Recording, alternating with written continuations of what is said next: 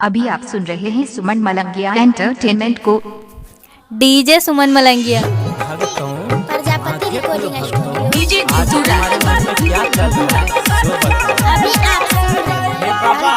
रहे हैं हमरा सिर्फ एक काम करता माल पटाई देना हो भोला बाबा, माल पटाई देना, माल पटाई देना हो भोला बाबा, माल पटाई देना।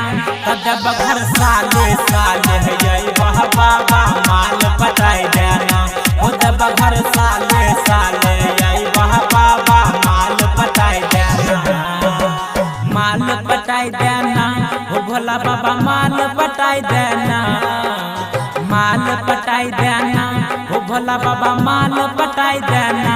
तब घर साले साले वह बाबा, माल पटाई देना हो जब घर साले साले वह बाबा, माल पटाई देना। Prajapati recording studio. DJ DJ Suman Deewana खाए अजीपुर गांव मलंगिया। सिंगिंग वार अल्टर जी।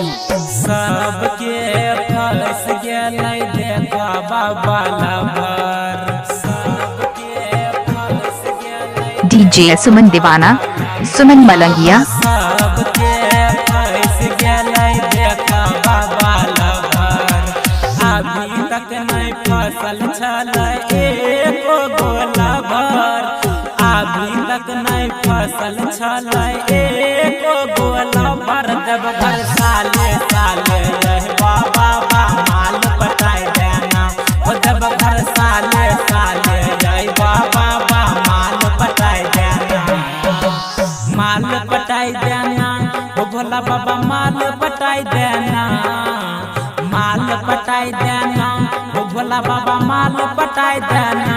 तब घर साले साले बाबा माल पटाई देना हो जब घर साले साले बाबा माल पटाई देना। सुमन मलंगिया प्रजापति रिकॉर्डिंग स्टूडियो। यही सब बोलेगा, अच्छा चीज बोलेगा। लखनपुर महेश पटेल। सिंगिंग वार अल्टर जी। राइटर सोनू मालिक साथे जाय छलै देवघर, राइटर सोनू डीजे सुमन दीवाना मलंगिया। हो राइटर सोनू माल के साथ में जाय छलै देवघर।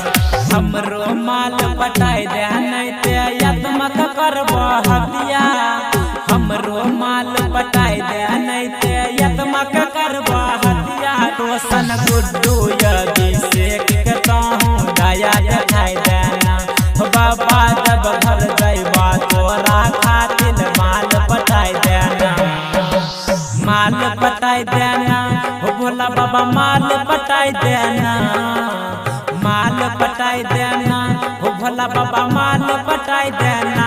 तब घर साले साले बाबा। डीजे सुमन मलंगिया मधुबनी।